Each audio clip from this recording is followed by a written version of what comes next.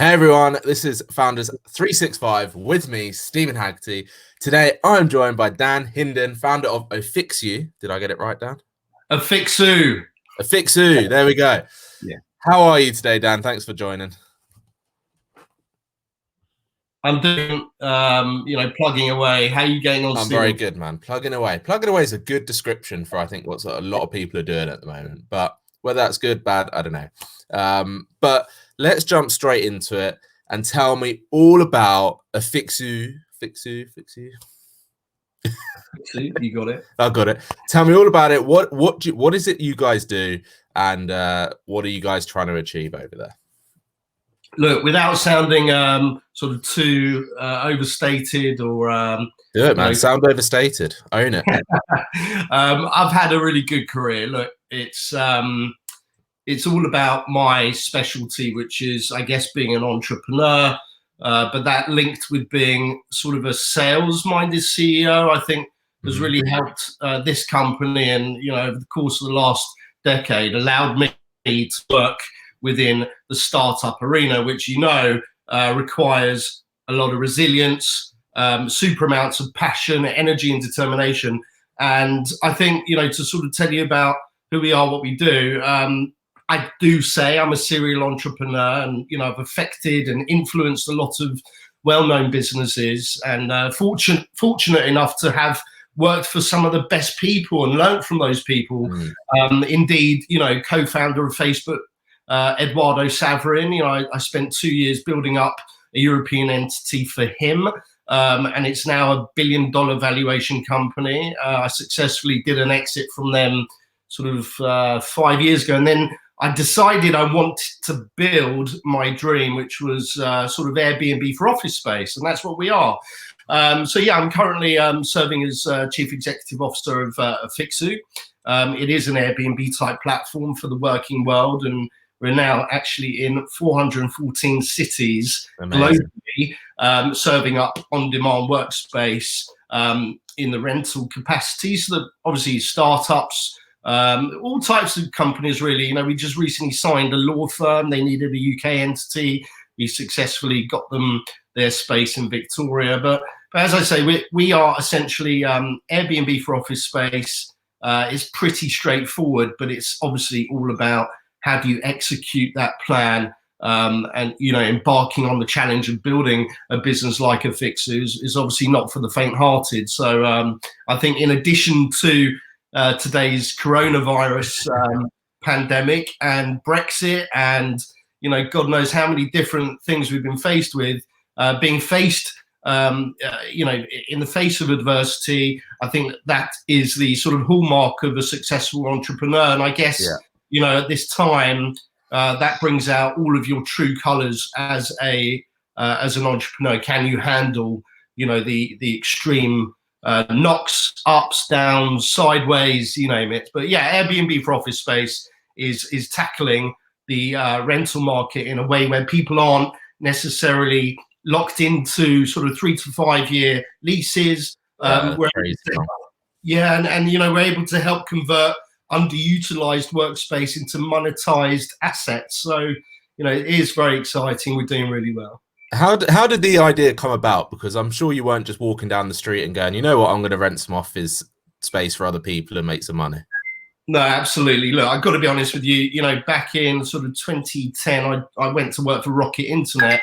Rocket Internet, backed by famous brothers, Samwar brothers. They actually built My City Deals, which later became Groupon Europe, and they were involved in the merger of eBay Europe as well. So I got a real grounding working on a rival to Airbnb under their umbrella. So this particular company was called Wimdu back in the day, and it did get sold out to an industry neighbor eventually. But what it was a certain challenge for Airbnb, which hadn't yet touched down in Europe. And I was responsible for all of the sales and host acquisition as their global sales director. And it just gave birth to an idea for me, which in 2012, people weren't, let's say, co-working or collaborating with workspace an awful lot, but it was showing green shoots, Stephen. So I just sat literally in our London office one day and I just thought, light bulb moment, why aren't we doing this for work? And it was all too green at the time, because really the whole idea of renting someone else, or I should say, sharing somebody else's space, whether it's vacation lettings or workspace for that matter, was all very new. So it was a little bit too soon, hence why I didn't jump on the bandwagon immediately. I went to work for co-founder of Facebook, Eduardo Saverin, for a couple of years, and really got more entrepreneur in residence experience, which really helped me get to this point. So I think, just sitting in that old office in London, thinking, why aren't we monetizing underused desks, meeting rooms, and workspaces? And that kind of gave rise to the whole idea, Stephen. So there's the idea that couldn't go away. Exactly. I love those ones. So, your background working with those sort of startups, do you think that helped you for when you started this business and went on it, alone per se? 100%. I couldn't have done it without those two former companies. I mean, Rocket Internet's very well known for building task force, a team that can, get to the mission very, very quickly. I mean, call it hypergrowth, if you will, because over the course of 12 months, you're expecting to, make a real play for your position in the market as a disruptor, or let's say a challenge to the originator of a concept. And that's what they're famous for. They're famous for seeing a concept do well in the States, and then how do you sort of rival that in Europe? And then obviously there's M&A and acquisition pathways that they want to take later. So look, to put it bluntly and nicely, they're the clone kings of Europe. You know that, I know that. But the school of Rocket Internet, I think I'm thankful for, because actually it taught me how to stretch my mental stamina.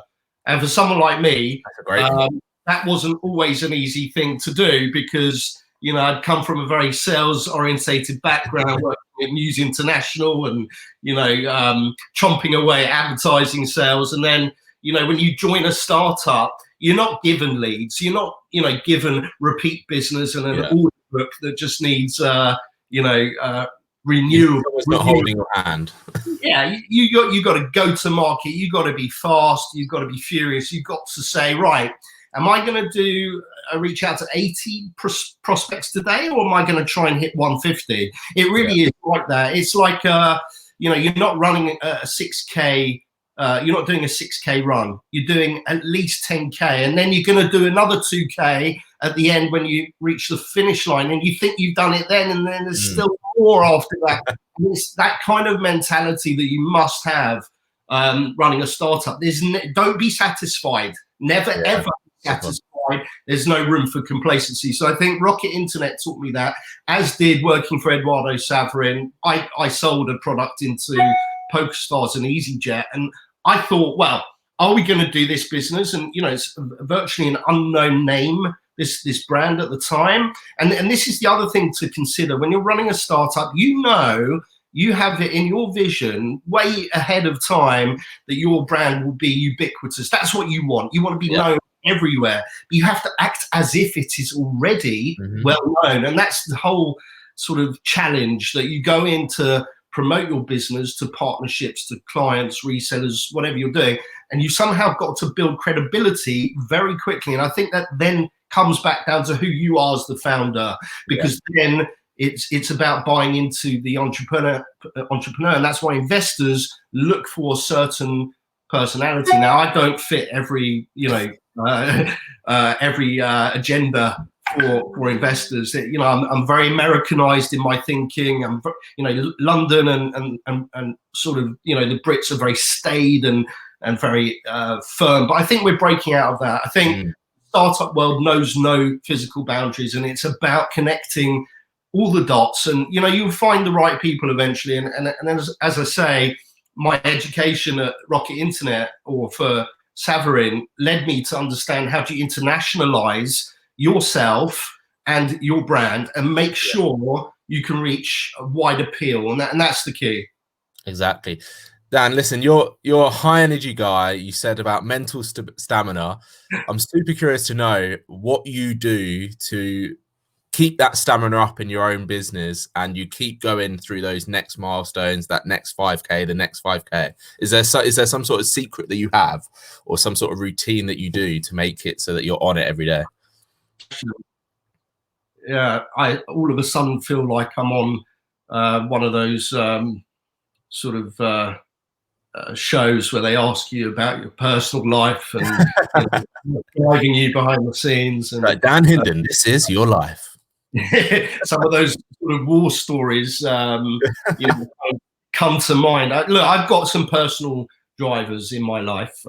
I've been through some very, very difficult times, and I think, in today's society, you got to be crazy good. Okay, you got to be crazy good. Embrace the sort of foibles about yourself, and if you've got high energy, it's probably inherent. It's probably in your DNA. But I think when people aren't given a choice but to succeed, and they don't have sort of any underpinning, safety net, I think that's where we flourish the most. And not everyone has taken that leap yet. And I hope that more people do, because what someone once said to me, when I put the question to them, I want to start my company, he said, are you ready? And I said, well, yeah, of course I'm ready. And the reality was I wasn't ready until he'd asked the question. The question is, are you happy to step off the island onto the boat and not know where your next island's going to be, and not what the treachery will be like with the waters? And he painted this picture, and for me, I had to really think about it. I thought, you know what, you're right. Do I want to leave the island? And the answer in the end was yes. I did want to do that, right? Because look at Columbus, and look at all the world discoveries, centuries ago. It was all about saying, right, no matter what the storm looks like ahead, we're going for that. And we're in a storm right now, so I'd like to just tag that in there and just say, look, we're going through the storm at the moment. We are at the eye of the storm, and that presents opportunity. It really, really does. And it's hard to not look at all the negative press because it's in your face all the time. Death's a very sad thing. I think that my drive to get through this current period is I personally, I hope I can put this out there. I want to thank my sister. Actually, she's got Down syndrome. Okay, and we have fought for 35 years of her life to ensure her inclusion against all of the odds, right? And she's got 2 jobs, and she's like a celebrity in her own right in our Northwest London part of the world, which has all of the usual challenges living and growing up in London. But she seems to have gotten through normal schooling. She has 2 jobs. She loves singing, playing the guitar. She is such a testament, overcoming heart conditions, blood transfusions, you name it. I've always looked at her for inspiration because, I think I always had something in me that said you will get through life and you will do well. But she was added to us as a family like a bonus, because it's her plight that shows and reminds me every day what you need to get up every single time. You got to be prepared to keep standing up, keep facing your fear, keep facing challenges, and keep driving through that brick wall, because you'll eventually smash it. And that might be something you have to mentally adapt to every single day. And everyone's got challenges, right? And it's all different shapes and sizes, and it's all very personal to each and every one of us. And there isn't necessarily an exact comparison that you can do, Stephen. It could be that, God forbid, you lost your house a few years ago and you've had to come back onto the market with a new business and challenge yourself in a whole new way and dimension. And I think this will bring the best out of people, although it's sad that it will be bringing the worst out of them as well. I think we will look back and say, we survived that, we got through it. This is why what doesn't kill you makes you stronger. And I guess that's the message there is throughout all of my personal tragedies. I didn't know my biological father my whole life, okay? And I, as one of my kind of goals was to be a really good dad, right? So I've got 2 young sons. One of them had some difficulties. The younger one has in the first year. I don't think I would get through it. But then call upon this kind of, you know, background database that we have in our heads that comprises all these moments that we managed to come back and get back. And you just got to somehow remind yourself of those challenges. And I think I'd probably do that more than the regular folk out there. When I say regular, I'm talking about the clever lot that don't put themselves through aneurysms and near heart attack to build a startup that might completely fail. And I take like the safe job that pays really well, that has massive security. And massive amounts and prospects, and they can come home and have a life. You know, you've got to give up so much of your life to run a business. I sort of take my hat off to those. I won't literally do that because my hair's a mess, but I do think that I'm in awe of those types of people, that they had the bottle to turn around and say, no, do you know what? Family comes first. Well, I do have my family high up with all of my priorities, but the ones that sort of, you know, the type that I mean, it's not that they're necessarily playing it safe. They're very strategic, and they think of a long life and how you can fulfill that. You know, I think I'm definitely challenged with lots of different things and ailments and issues. And I think the one thing for me to get through all of that is the hope that at the end of the journey, or let's say the end of this particular journey, there'll be a lovely big payout because Airbnb have bought my company, or WeWork have merged with us. Or is that the end goal then? What is that? One of my questions is, what is the end goal? Is it be brought out by? Well, I think you seem to be touting anyone in particular, and of course I'm just being jovial there. But if Airbnb did call you up today and offer you, it would be a serious consideration. Yeah, look, I would always consider it, right? And I know that they bought similar companies to ourselves or merged with those companies. Of course, I would consider it. I actually think a lot of Brian Chesky, the Airbnb founder, although I've not met the guy, what he's done is phenomenal. It really has remained, you know, without making it sound bad, a work in progress. And you want that because it's kept its authenticity. They have the ability to collate lots of unique vacation lettings that are so much more interesting than your average hotel.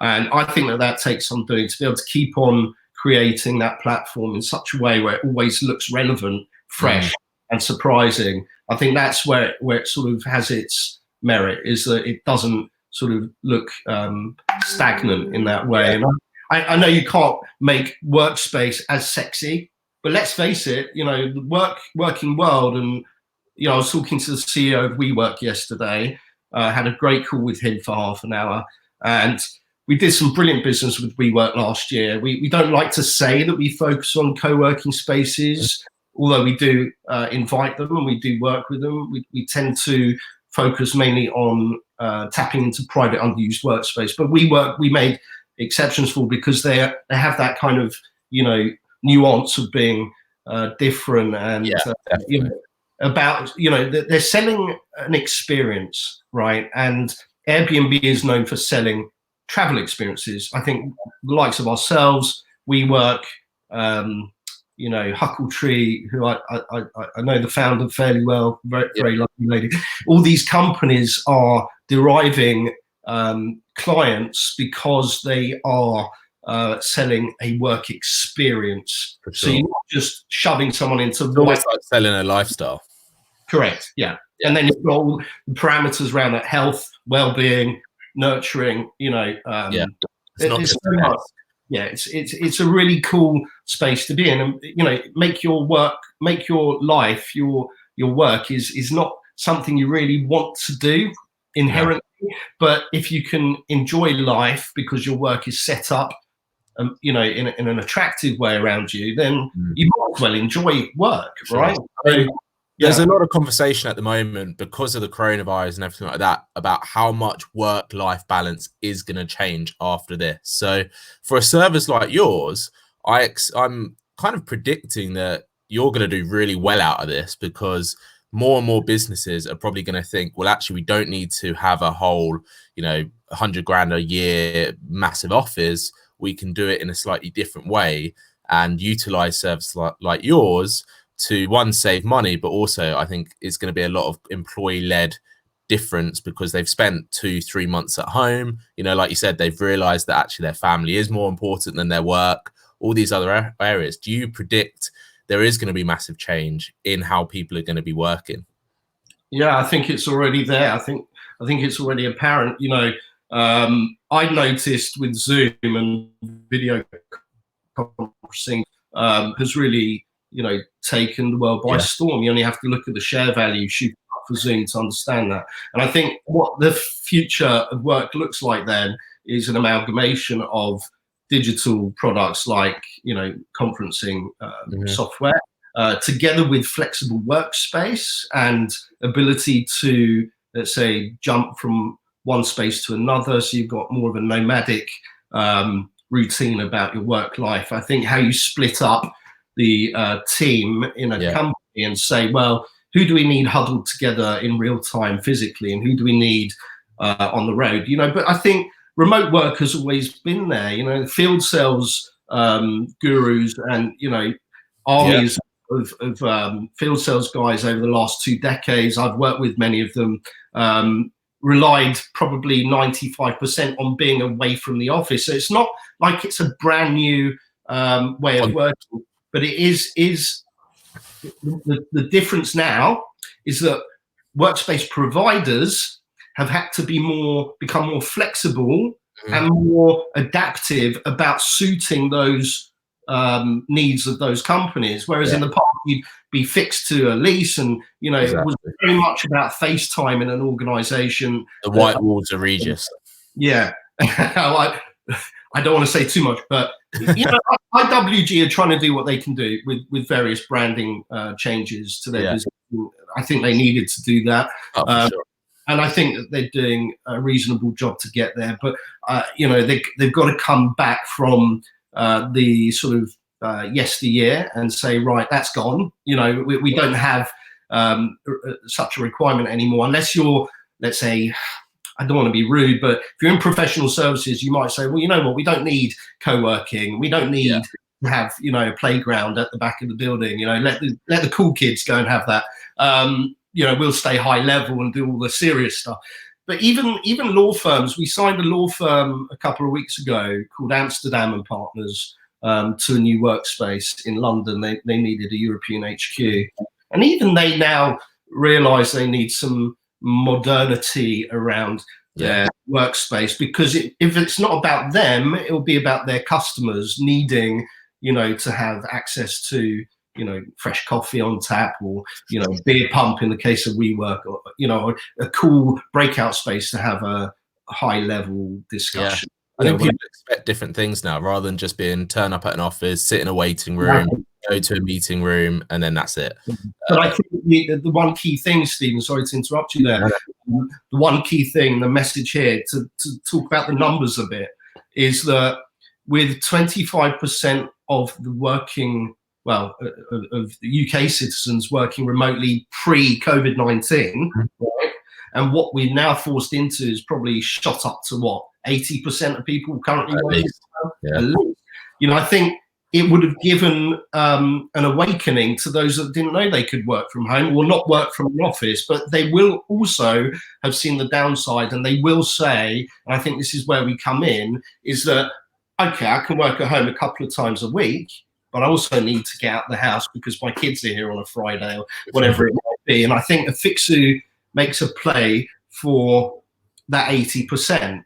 So we can help those people find workspaces to access temporarily, or let's say with less restrictive agreements around it. So the likes of a usual 12-month agreement, we do lots of deals with minimum 12-month terms, but in the current crisis and in the circumstances, I do think that we have that unique position, and I say unique because I don't see anybody else doing what we do, to offer up private workspaces, okay, that don't necessarily have a minimum duration for rental. It could be 3 months, could be 6 months.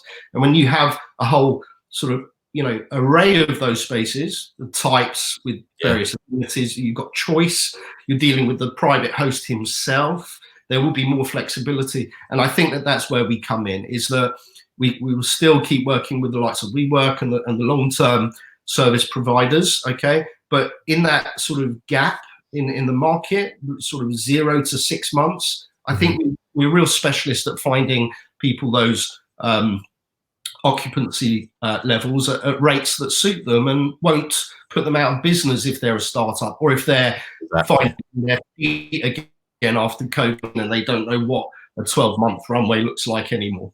Yeah, so exactly. That's what I was. As you were saying that, that's exactly what I was thinking. It was, you know, it is perfect for those people that are perhaps testing something, or you know, they don't have that longevity in terms of their startup runway, which is so common now that you don't. People just don't want to get signed into those long leases, like you said. But Dan, listen, my final question to you is one that I ask every single person, and I think you've already given so much value here, but I know you're going to end on a big high.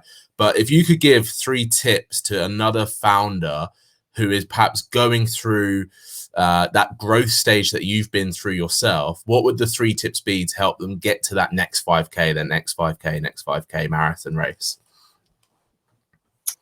Such a cool question. Throwing you under the bus, I know. No, not at all. Look, I think the message here is where do you derive your strength from? Because when you have strength, that holds you up in many times of uncertainty, which you'll be faced with. As an aside to COVID-19, you know, when we come out of this, which we will, and fast forward to 12 months, there'll be new challenges. There'll be, you know, clients that said they were going to go ahead and didn't go ahead. I think the resilience and the strength aspect of your personality, you should let that really flow into the company, into the organization. Allow people to run the parts of the business that you've given to them in a way that they want to. Let them put their mark on it and sort of free up any you know, overly controlling behaviors that you might have, because nobody wants to be micromanaged in this day and age. People want to be able to put their sort of identity on their work and say, this is what I did. And you've got to trust your organization.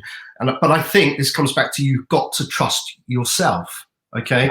Trust your gut instinct. Trust that you shouldn't second guess something that sounds like a great idea. You might mess it up 3-4 times, but who's judging? I don't see X Factor panelists saying, get him off the stage. This is your business. This is the chance for you to mess it up and do it in a way where you learn from that. And it sounds a bit like a, you know, overly used phrase, you know, learning from your mistakes. Because we'd all like to think we're perfect, and, oh, you know, don't tell me I'm going to mess anything up. No, mess it up, because if you mess it up quickly, just like you fell over in the playground when you were 6 and you got up, or you got off your bike and fell off your bike and got back on again. It's one of those things. So if you've got the resilience, the strength, and of course the drive, those are the things you need to work on to get good rest. Eat. Don't not eat. I mean, it's just ridiculous. You know, I went for 6 months not eating, just drinking coffee. And by the end of the day, I was worn out, and no wonder, right? And you just, you know, I don't want to sound boring, but you've got to find a happy balance, a medium. You know, you can't overdo sales if you can't do your website. And we've learned from that. We've had our issues and bugs, and even, you know, the big companies have bugs on their platforms. But, you know, no one's perfect. Nobody's perfect. And I think that that's the key, is that you will become a more perfect version of yourself as an entrepreneur as soon as you let that go. As soon as you let that go, and, you know, you start riding the crest of the wave, because it becomes too apparent that you're trying too hard to keep everything close to you. And with a startup, you've got to, if you want it to be a success and you love it so much, you have to let it go. Yeah. And, you know, keep it close with open arms. Because you'll always be the founder. Even if you get sidelined and a new CEO overtakes it, it will always be your baby. But, you know, where your exits come and where you move within the business will be all about your strength and determination. There's going to be some really toxic people out there. They're going to say, "Nah, you mad? You're not going to be able to do that business. You are. You want to build an Airbnb for the working, mate? Do me a favor. You might as well go and work for Uber, mate. I think you're talking rubbish." You know, you're going to get all sorts of people. For the most part, we're lucky. We get a really good resonance out of everybody saying it's a great concept. But then you need to execute. So the strength to do the journey, the strength to execute the deal, the strength to execute the business, the brand, the vision, and where you want to end up will all be derived from all of those components. And try and be fun with it. You know, enjoy the journey, right? Yeah. Otherwise, what's the point? You know, correct. You don't want to burn yourself out and just think, you know, end up miserable, hating your own business, which I see a lot. But no, you're spot on there, Dan. Listen, now, you have to go and collapse in a heap on the floor and be the real me that you haven't seen during this interview, who's completely burnt out. No, I'm kidding. Although there are moments like that. Yeah, sorry, go on. Always moments. You go ahead. But Dan, listen, thank you so much for coming on. Really appreciate it. If anyone wants to get in touch with you directly, speak to you about what you do, perhaps even, you know, figure out their next offers move, what's the best way for them to contact you with? Look, it's very simple. Please do, you know, get in touch. We're not going to try and push you hundreds of office options your way and flood you with spaces you don't want to look at. What we want to do is understand what the current situation is, what you're planning to do over the next few months. You're planning to grow in size. How many desks do you need? You know, what other special amenities you want. You might want a gym access within the building, or a rooftop to eat lunch during this lovely summer we're going to have, or hopefully going to enjoy. Look, just get in touch, dan@afixu.com, and I'd be more than happy to personally help anybody at this stage find some workspace options or alternatives, or let's say help you out with your current crisis and find you a solution that works and is affordable. But most of all, you know, please let us know what your dream office looks like. There we go. Dan, thank you so much for coming on. Really loved the conversation. You're a true gent in this weird world that we live in at the moment. Really enjoyed all the questions, and great to speak to you again, Stephen. Cheers, Dan. Thanks everyone for listening and watching. This has been Founders 365 with me, Stephen Haggerty.